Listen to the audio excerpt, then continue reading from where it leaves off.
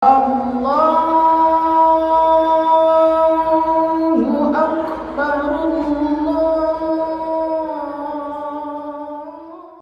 Assalamualaikum warahmatullahi wabarakatuh.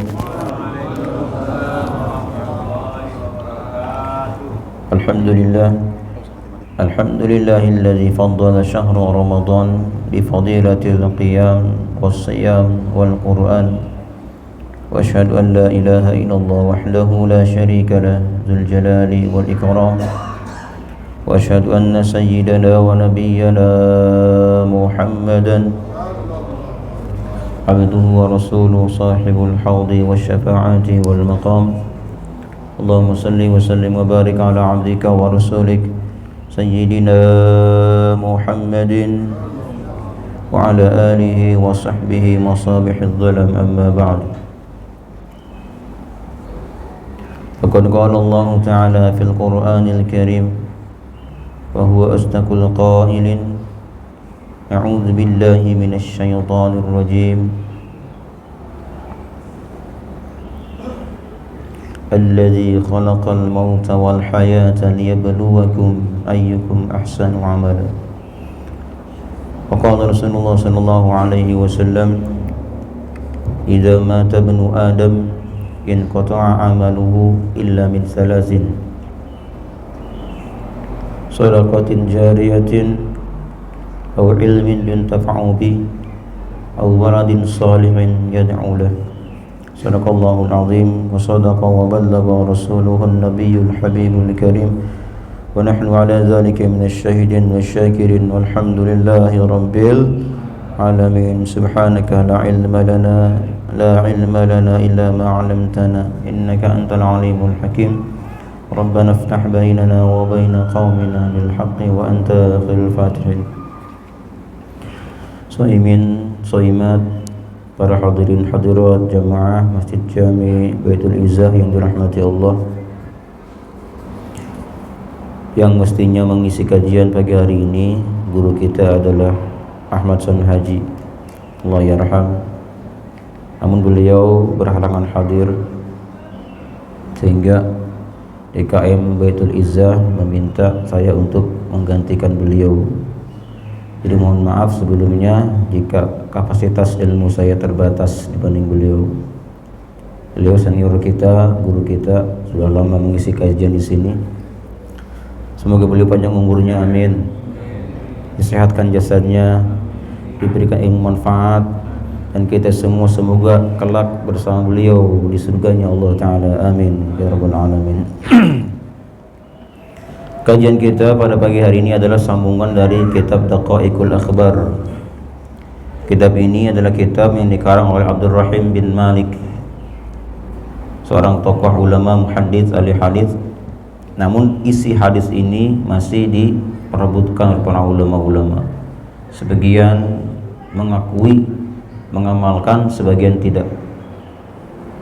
Tetapi perlu kita fahami bahwa hadis-hadis yang berkaitan dengan mughayyabat, hal-hal yang digaibkan, yang tidak nampak, itu masih boleh dijadikan hujjah oleh kita. Sebagai contoh, dalam sebuah hadis ada riwayat Tawus. Tawus adalah murid Ibnu Abbas. Beliau berkata dalam kitabnya bahwa innal mauta yuftanuna fi kuburihim, orang-orang mati akan difitnah dalam kuburannya selama 3 hari. Nah kemudian di sambungan hadis ini fayastahibbuna, maka mereka mensunnahkan mengadakan makanan, jamuan, dan hadiahkan pahalanya untuk orang yang meninggal tadi. Tentang kaitan 3 hari seorang mayit, 7 hari akan difitnah dalam kuburannya. Maka kita sebagai orang yang hidup disunnahkan membuat makanan dan dihadiahkan pahalanya untuk orang yang meninggal tadi. Hadis ini mughayyabat. Ada yang menyatakan ini tidak sah. Tapi 3 mazhab, dari mazhab Hanafi, mazhab Hanbali, dan mazhab Maliki menyatakan bahwa hadis ini hujjah karena mughayyabat.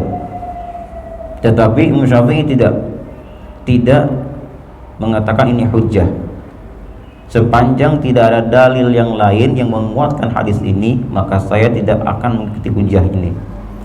Dan ternyata dalam riwayat lain disebutkan bahwa orang-orang munafik difitnah dalam kuburannya 40 yauman, 40 hari. Nah, ketika beliau melihat hadis ini ada hadis mendukung, maka beliau pun akhirnya mengakui dan menjadikan hujjah disunnahkannya orang hidup mengadakan jamuan 3 hari, 7 hari, dan 40 hari. Inilah hadis-hadisnya yang dipakai oleh sebagian dari kita. Termasuk di sini diantaranya adalah tentang kaitan bab ke-16, bahwa di sini disebutkan ternyata sebelum kita masuk dalam kubur yang biasa kita kenali bahwa kita akan bertemu dengan malaikat siapa?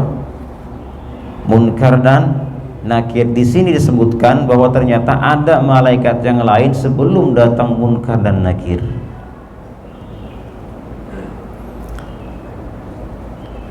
Ada sebagian orang menyatakan bahwa tidak ada azab kubur.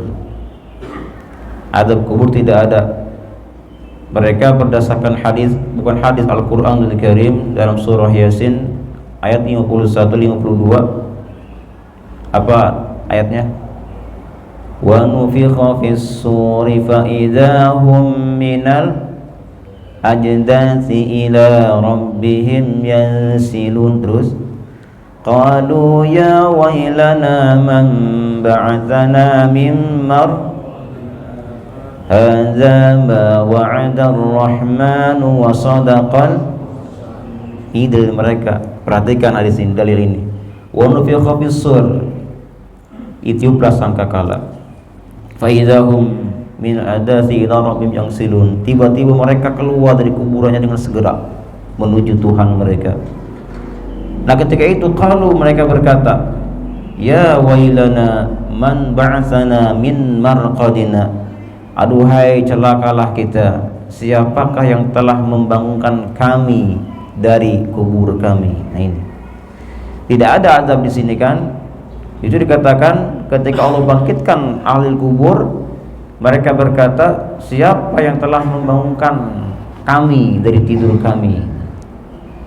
Sepintas memang ini menyatakan bahwa tidak ada azab kubur. Yang ada mereka tidur semuanya dan dibangunkan ketika sudah mulai terjadinya hari pembalasan, hari kiamat.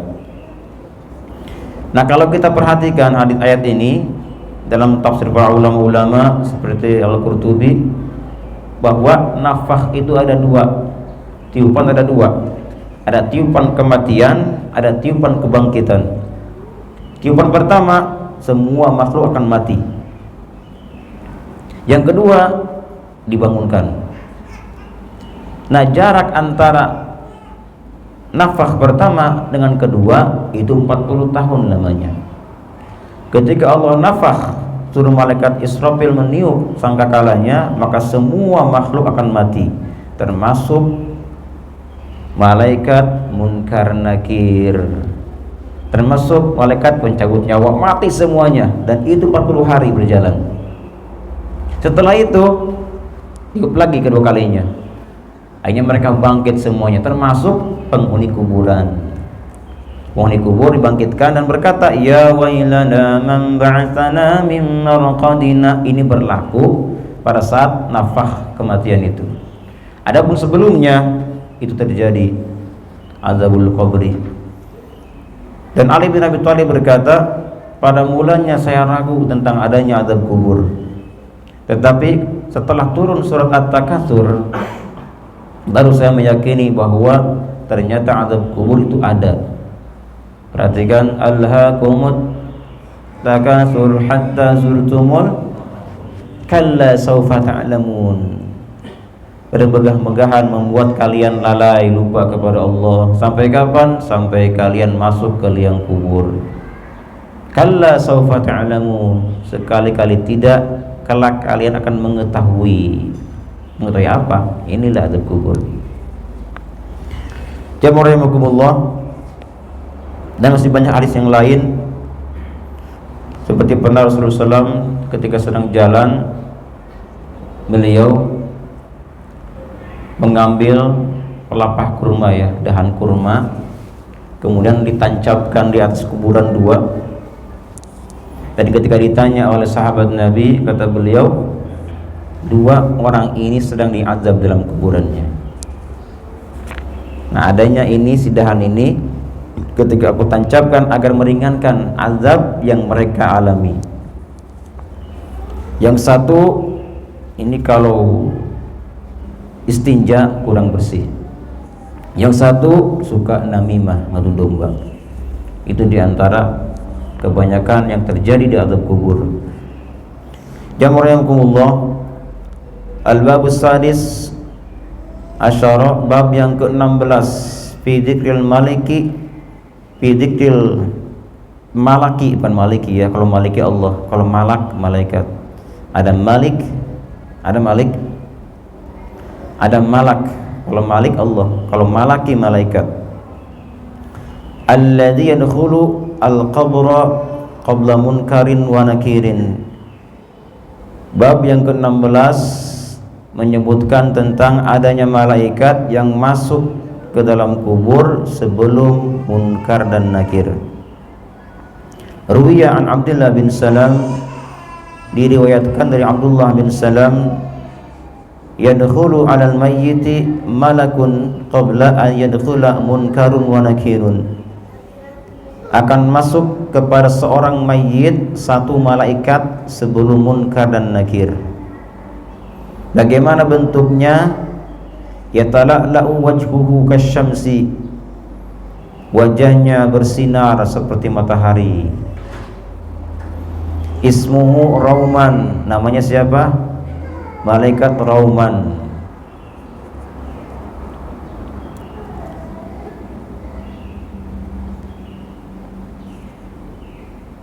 Yadkhulu 'alal mayyiti, dia akan masuk ke seorang mayit.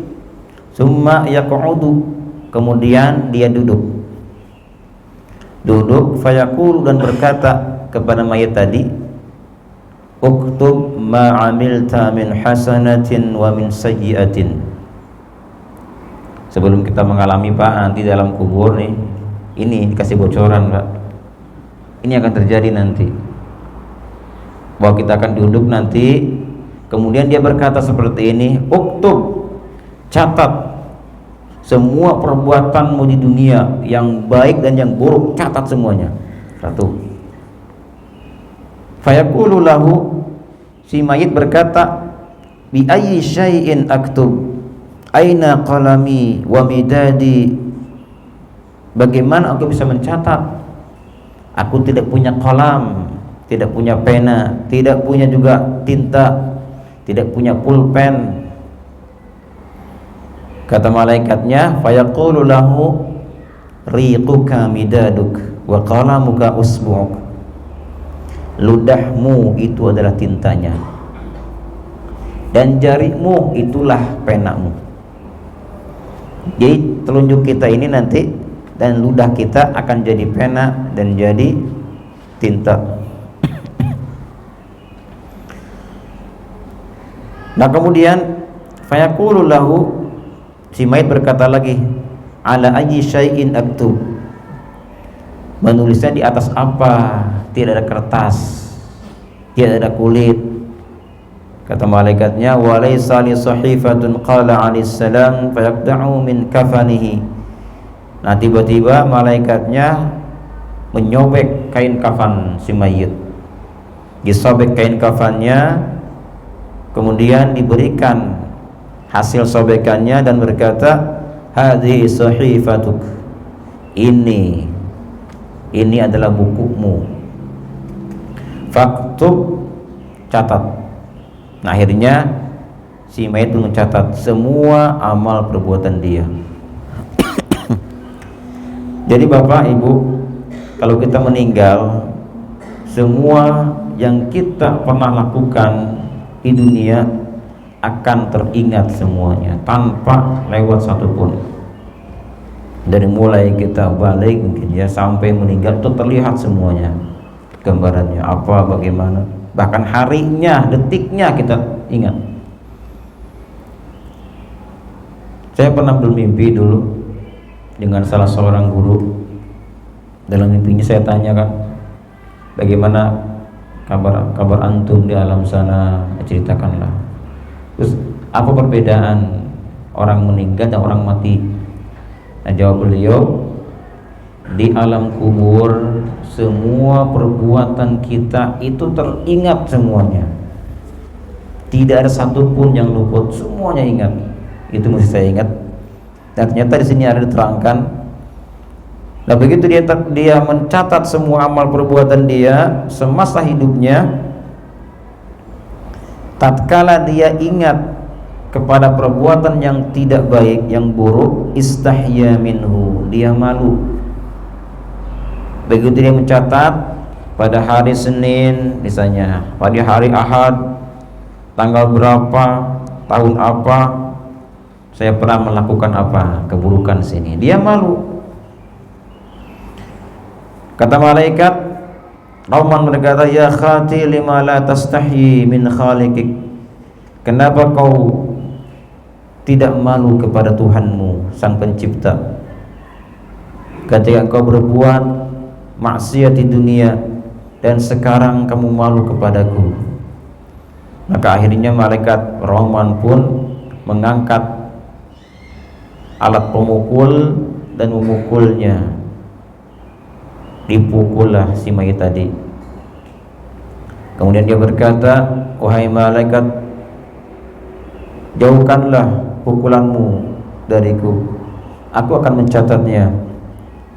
Kemudian dia mencatat semua maksiat yang telah dia lakukan dari kebaikannya dan juga maksiatnya.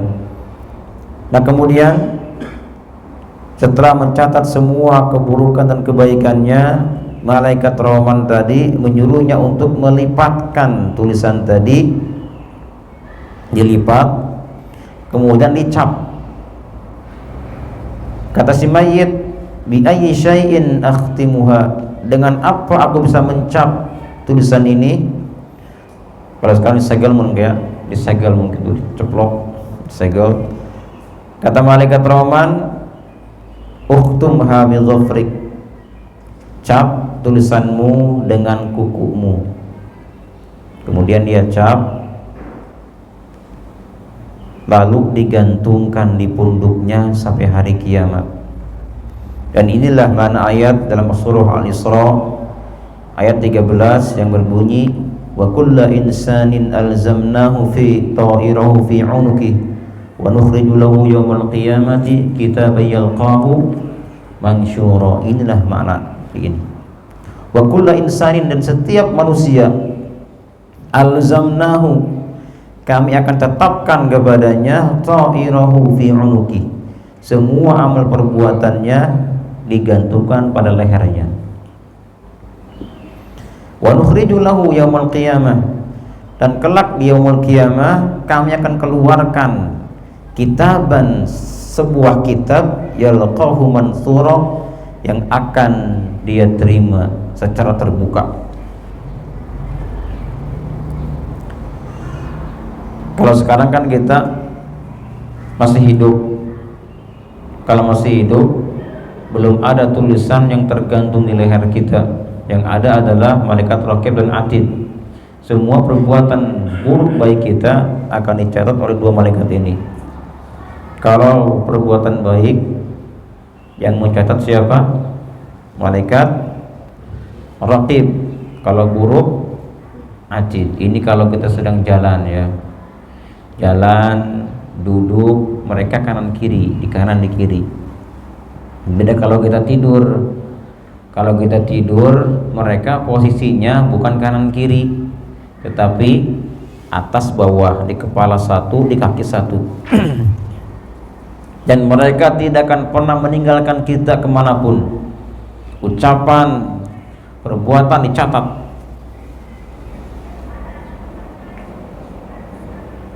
Dan bedanya kalau amal kebaikan, meskipun niat yang baik belum dikerjakan, itu langsung dicatat oleh malaikat raqib. Berbeda dengan amal keburukan, sepanjang orang tersebut belum bertaubat selama 5 jam, maka keburukannya belum dicatat, dibiarkan dulu. Setelah 5 jam belum taubat juga kepada Allah Ta'ala, baru dicatat. Dan mereka tidak akan pernah berpisah dengan orangnya, terkecuali orang tersebut sudah masuk ke kamar mandi atau hubungan badan dengan istrinya, maka malaikat raqib atid tidak akan mendekatinya, karena mereka sangat jijik, tidak mau dekat dengan orang-orang yang terbuka auratnya. Tetapi meskipun demikian, jangan macam-macam di kamar mandi ya. Mentang-mentang nggak ada malaikat raqib atid, kita seenaknya di sana. Kelihatan nanti kalau ada cahaya di dalam kamar mandi, itu kebaikan berarti.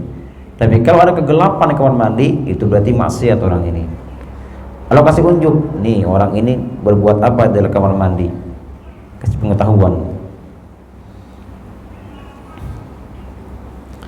Setelah dicatat semuanya, baik buruknya, nanti setelah itu ada namanya apa? Ada namanya kematian. Nah inilah setelah semua anak Adam meninggal dunia, tulisan tadi kanan kiri itu digantungkan di lehernya si mayit. Termasuk diantaranya catatan ketika kita masuk ke dalam kubur, sebelum datang munkar nakir, ada malaikat Rahman yang menyuruh kita untuk mencatat kembali semua perbuatan kita. Dulu ya, kalau dulu yang mencatat raqib atid. Tapi kalau di kuburan, kita yang catat sendiri. Jadi kita tidak bisa mengelak tentang amal perbuatan kita. Satu bukti ada di malaikat, kitabnya ada. Satu lagi, kita sendiri yang mencatatnya. Jadi kita tidak bisa luput kabur dari perbuatan kita selama ini.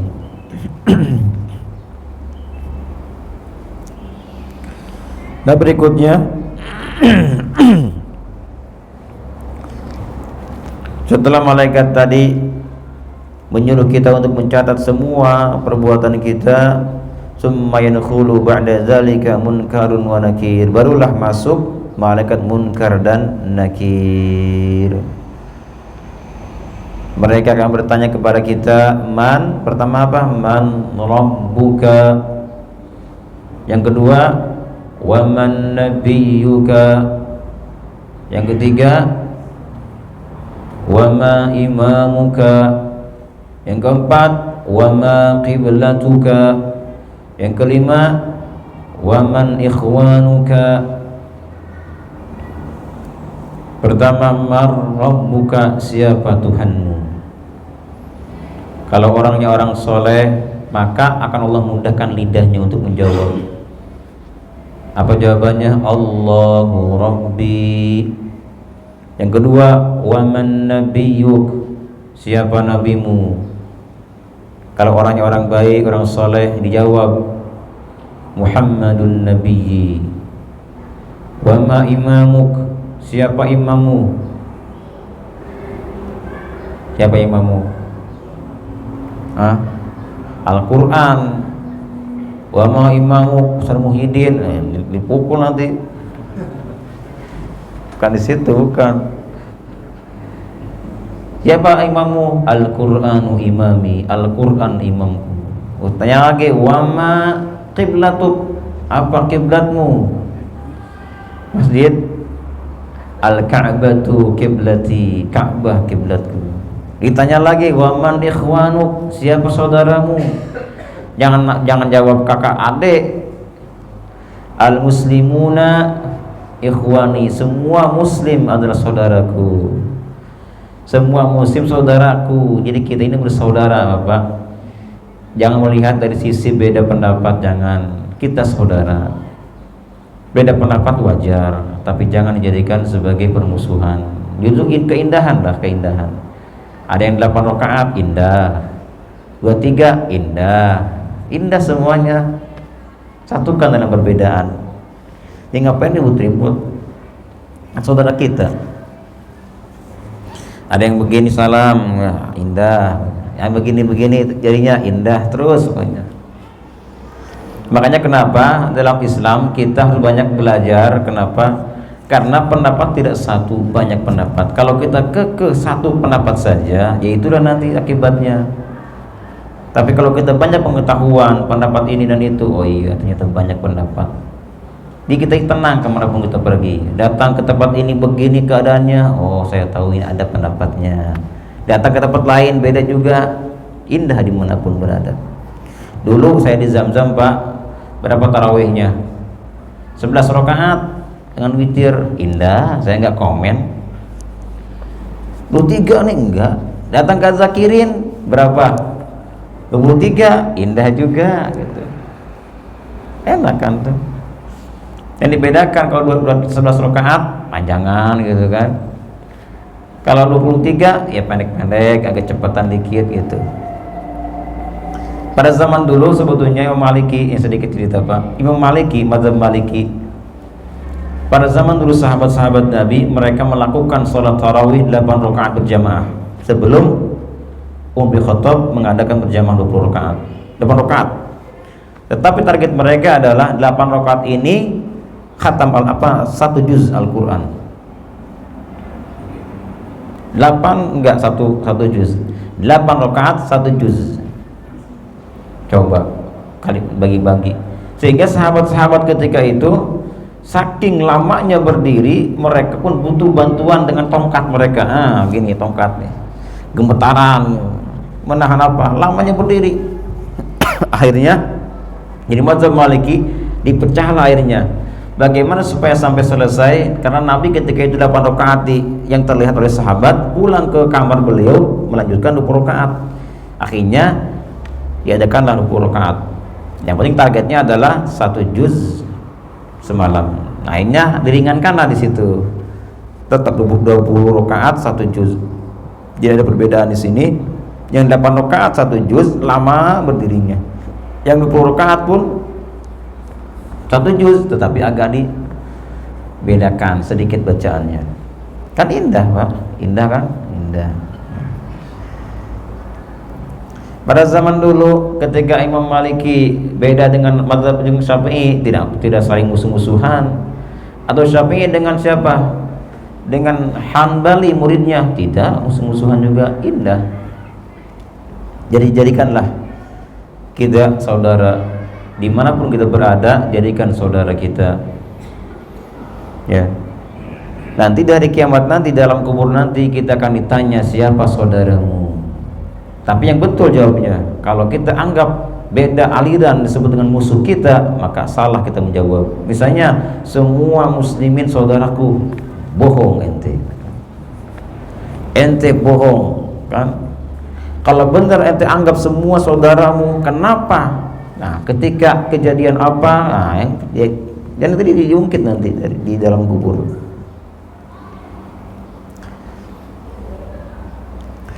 Nah, itulah Bapak Ibu semuanya. Nah, berikutnya adalah wa idza ra'al 'asi kitabahu yaumil qiyamah. Ketika nanti orang maksiat melihat kitabnya di yaumul qiyamah,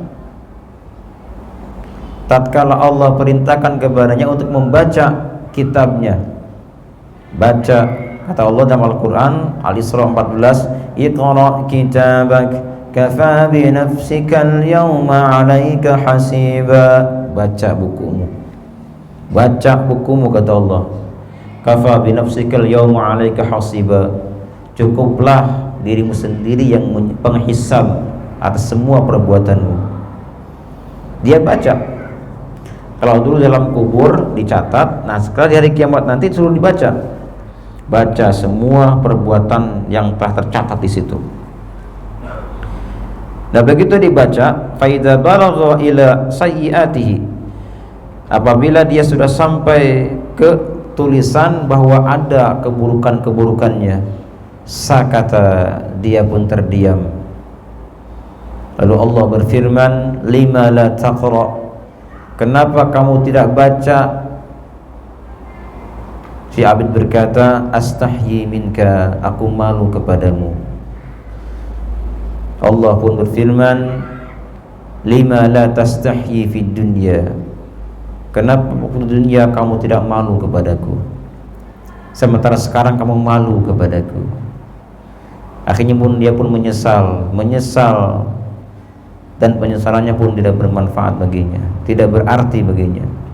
Lalu Allah berfirman, khudhuhu faghullu. Adakah ayatnya?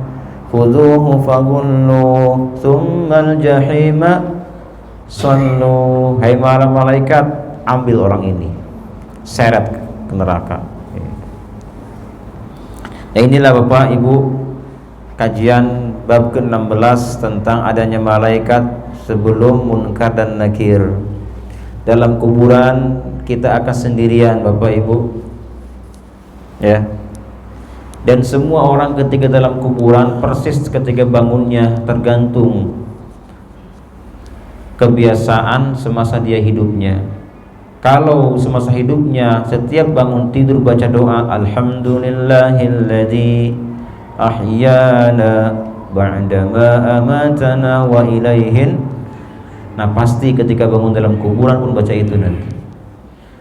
Gak ada kekagetan. Oh, biasa kalau bangun tidur siwak siapkan di samping kiri kita, bangun ambil bersiwak. Maka itu akan terjadi ketika kita bangkit dalam kubur. Dan kalau kita kebiasaan kita ketika bangun tidur cari HP ada WA enggak ada masuk, pasti nanti dalam kubur juga begitu. Jadi tergantung kebiasaan kita. Jadi kita kembali kepada diri sendiri, kira-kira apa kebiasaan kita kalau bangun tidur.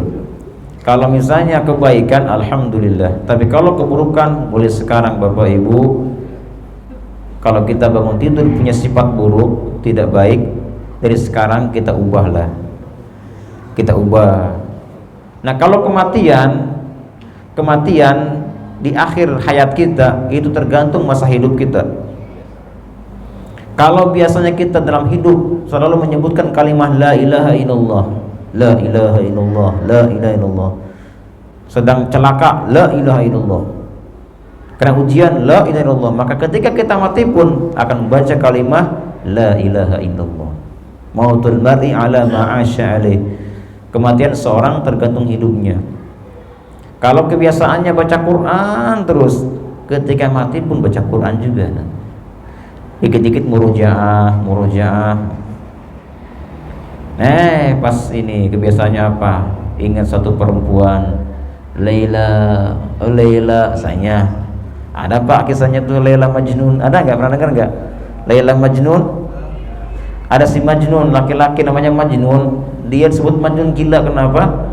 Setiap hari, setiap saat, detik Laila terus, Laila dan Laila. Akhirnya ketika dia itu kebiasaannya biasa menyebut itu, akhirnya apa yang terjadi ketika sedang sakaratul maut, naudzubillah. Jadi mumpung kita masih hidup, masih ada kesempatan buat kita untuk merubah kebiasaan-kebiasaan yang tidak baik. Ya. Karena apa? Karena kita akan merasakan kematian dan akan merasakan azab kubur. Nah, kalau terbiasa dengan kebaikan, insya Allah bisa meringankan kita dari azab kubur dan sakaratul maut. Demikian Bapak Ibu, mungkin ada pertanyaan, silakan. Ya, monggo.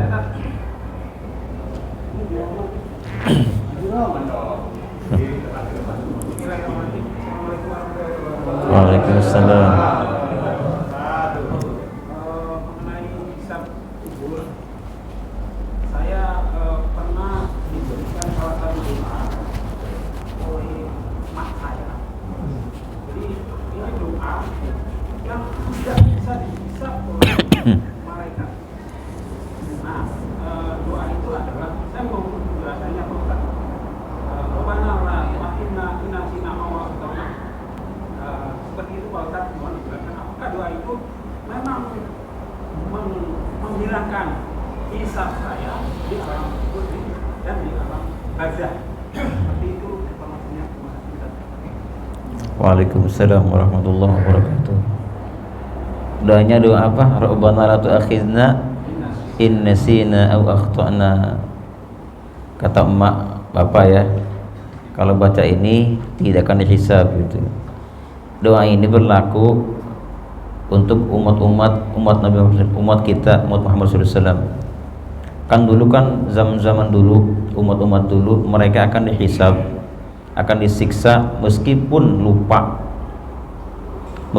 mereka lupa atau mungkin kesalahan, tetap kesalahan ataupun lupa tetap akan disiksa orang-orang dulu. Beda dengan umat Muhammad SAW, apabila mereka lupa atau kesalahan tidak ada hisaban, tidak ada siksaan. Rabbana la tu'akhidna in nasina aw akhtana. Ya Allah, jangan kau siksa kami dengan sebab kami lupa atau dengan sebab kami salah. Padahal kata Nabi, kata Allah, kenapa berdoa? Sudah jelas umat Muhammad itu tidak akan disiksa tatkala mereka lupa ataupun dosa, kesalahan. Yang disiksa itu adalah ketika mereka berbuat dosa disengaja, tanpa lupa dan tanpa. Nah, kaitan dengan tadi doa ini, bagaimana orang yang mendawamkan ini, apakah benar tidak akan disiksa di kuburannya? Tergantung perbuatannya. Kalau memang disengaja, tetap disiksa, dihisab. Dan kalau kita ingin hisaban kita sedikit, maka sering-seringlah kita menghisab diri sendiri.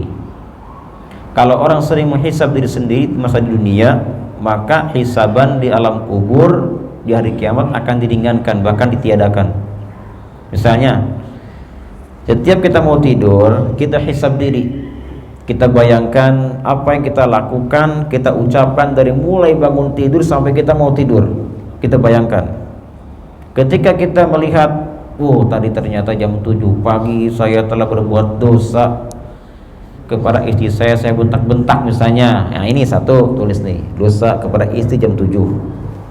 Naik lagi jam 8, dosa lagi. Dosanya apa? Mencuri misalnya. Terus jam 9 ada lagi dosa lagi apa? Melihat paha perempuan misalnya. Terus catat. Nah, nanti ketika kita melihat dosa yang kita catat, apabila kita melihat dosa, kita hukum diri sendiri. Ada yang dengan pakai rotan dipukul, daripada kita di hari kiamat pukul aja pakai rotan sendiri. Nakal kamu ya. Ada lagi, pukul lagi. Atau setidaknya dengan istighfar, kita istighfari. Kalau dosa kepada Allah istighfari, kalau dosa kepada sesama kita minta maaf kepadanya. Kalau mencuri, minta maaf, kembalikan hasil curian kita. Kalau nggak begitu, maka hisaban akan berjalan. Oleh karenanya ada sebuah hadis menyebutkan, hasibu qabla an tuhasabu. Hisablah kalian diri sendiri, hisab diri sendiri sebelum kalian dihisab nanti. Jadi doa tadi itu tidak tepat untuk kalau baca doa ini tidak akan dihisab. Tetap dihisab kalau disengaja perbuatan kita. Jadi tidak hanya dengan doa saja, tapi dengan praktek juga. Demikian, Pak.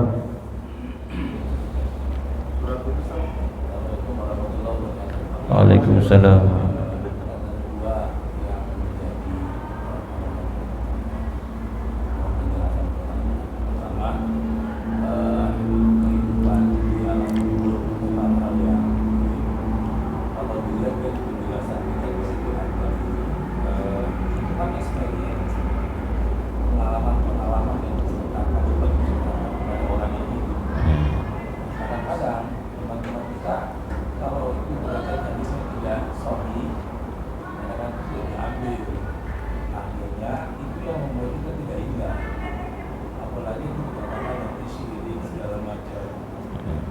Hadis-hadis yang sorry misalnya kayak tadi Rasulullah menancapkan pelepah bunga. Nah itu dasar kita boleh menancapkan pohon atau batang, bahkan sekarang bisa. Nah itu ada hadisnya yang. Nah kalau yang tadi misalnya itu adalah malaikat Ramadan, itu ada hadis sorry sebelum datangnya nah itu ya kadang-kadang kalau kita bicara terkait dengan pengalaman dalam hidup sebagai teman-teman kita itu yang mengungkap yang harus disolid. Kalau tidak, nah selalu tidak ingat, bahkan tadi misalnya yang 3 hari ya tahlilan misalnya, kita kan berikan makan, kan ada dasarnya kalau kita minum 3 hari, 7 hari itu ada dasarnya. Tapi bagi teman-teman kita yang lain itu tidak pernah dipakai. Itu yang kadang-kadang membuat kita tidak ingat. Yang celakanya ada bahasa-bahasa yang laisa minna, kadang-kadang menjauhkan kita gitu. Nah itu yang kadang-kadang yang tidak menjadi ingat. Terus yang kedua, kalau tadi disampaikan dalam kitab Al-Aqdah, kembali di kitabnya, kita malaikat raqib dan atid ada di kanan dan kiri kita ketika kita berjalan atau tidur. Tapi ketika tidur ada di atas dan di bawah. Pertanyaannya, ini agak berlayar lagi di pikiran saya kan. Umat Islam ini kan kalau termasuk umat yang di luar non-Islam, kalau misalnya umat Islam aja ini udah miliaran. Nah, kira-kira dengan gimana kita membayangkan, menjelaskan itu setiap orang ada malaikat raqib. Berarti ada iman kalau saya ini cuma berpikiran, berarti ada miliaran malaikat dan raqib dan atid juga gitu. Apakah dari pemahamannya? Kemudian apakah yang non-muslim juga seperti itu? Ada di kanan dan di kiri, ketika tidur ada di atas. Waalaikumsalam warahmatullahi wabarakatuh. Ya, bagus pertanyaannya, bagus tapi sulit.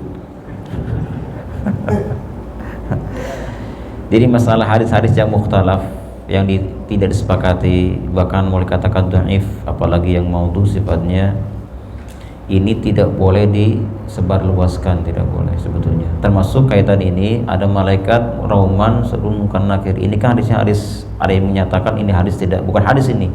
Ini pendapat Abdullah bin Salam, bukan hadis. Bukan hadis, apalagi setingkat manusia ya.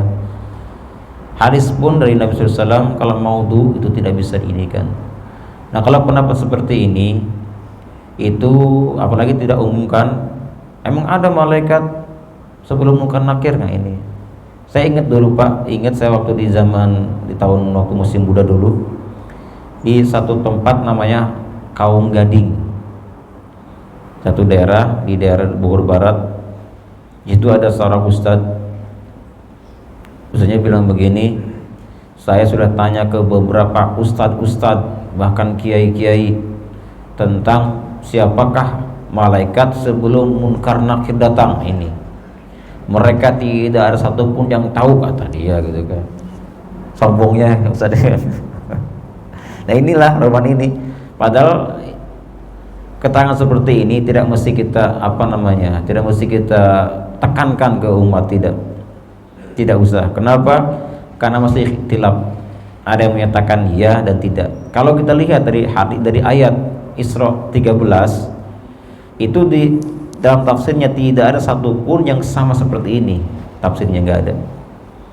Ibnu Katsir tidak seperti ini. Al-Qurtubi tidak juga. Tidak ada.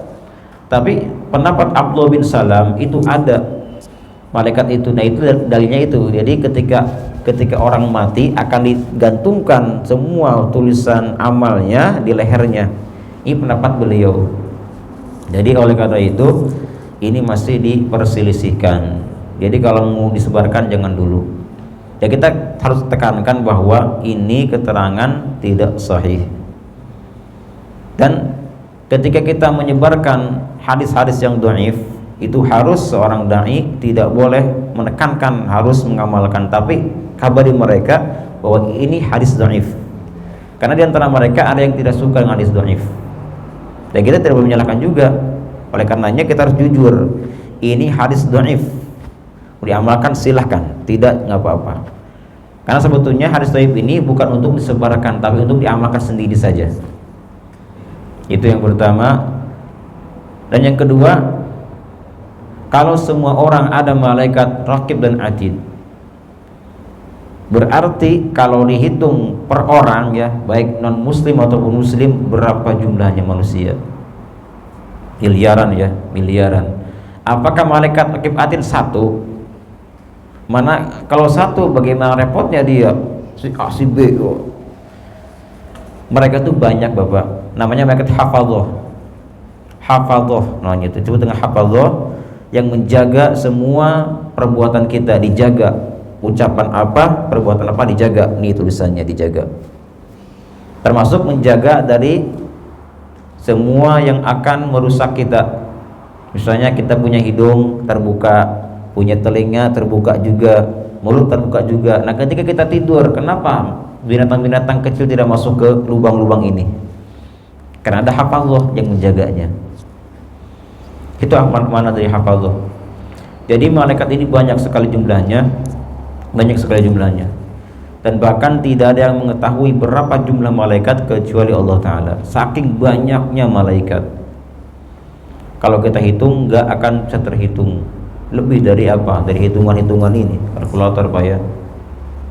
Jadi termasuk juga masalah malaikat hafazah ini akan mencatat semua perbuatan manusia, dari yang muslim dan yang non muslim, tanpa terkecuali. Dan termasuk di alam kubur pun, apakah ditanya orang non muslim, man rabbuka wa man nabiyuka wa ma imamuka, ditanya nggak mereka? Tetap ditanya juga. Paling pukul lagi, pukul lagi, paling begitu. Itu mungkin Pak jawabannya. Kenapa? Tadi bilang masalah tabarok bisa dari kandang kubur. Itu gimana? Oh iya. Memang ada beberapa amalan-amalan yang bisa mencegah kita dari azab kubur. Salah satunya rutin membaca Al-Mulk. Disebut dengan sebutan surat Al-Waqiyah. Al-Waqiyah artinya yang menjaga kita kelak dalam azab kubur. Satu hikayat, ketika Umar bin Khattab sedang jalan,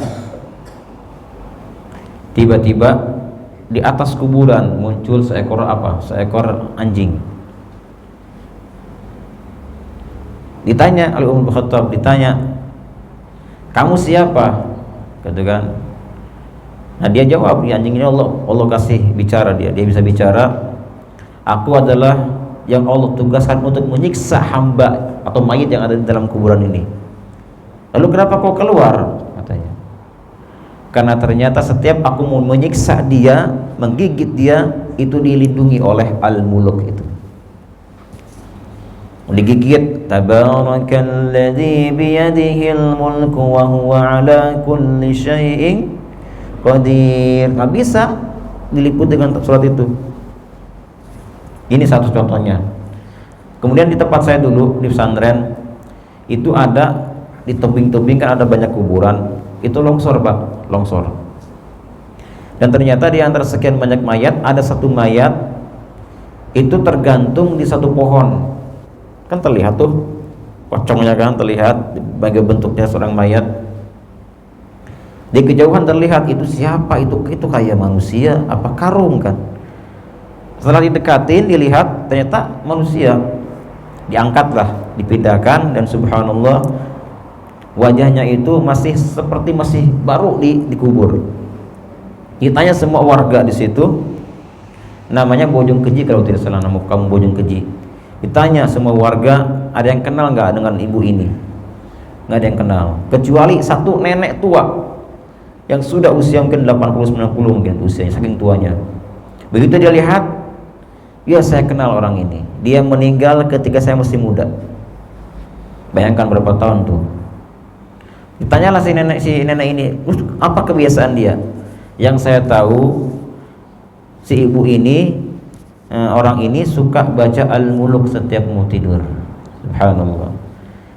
Satu. Yang kedua, ojek-ojek sering ketika mereka melewati kuburan-kuburan ini, itu selalu mereka mencium aroma yang wangi dan terdengar ada baca Al-Quran. Ada baca Al-Quran, tabarakalladzi biyadihil mulku wa huwa ala kulli syai'in qadir. Kan ini aneh, di tengah-tengah makam kok ada suara baca Quran. Nah boleh jadi itulah orangnya. Dan memang kata sebuah riwayat bahwa orang yang sering merutinkan baca Al-Mulk, maka Allah jamin dalam kuburannya tidak akan disiksa. Suka parutin Al-Mulk? Kadang-kadang Pak ya. Ingat semangat iya. Ada juga di antara yang angkat azab kubur ialah orang yang meninggal hari Jumat. Orang meninggal hari Jumat dan malam Jumat Allah angkat azab kubur darinya. Kenapa? Karena mengagungkan, saking agungnya azab malam Jumat dan hari Jumat. Dan termasuk juga di bulan Ramadan semua penghuni kubur akan dihilangkan azabnya, diistirahatkan. Kenapa? Mengagungkan bulan suci Ramadan. Masih banyak yang lain-lainnya Bapak. Semoga kita semua nanti kalau kita meninggal, satu, mati dalam keadaan husnul khatimah. Yang kedua, semoga Allah Ta'ala angkat azab kubur dari kita semua. Demikian, terima kasih. Assalamualaikum warahmatullahi wabarakatuh. Allah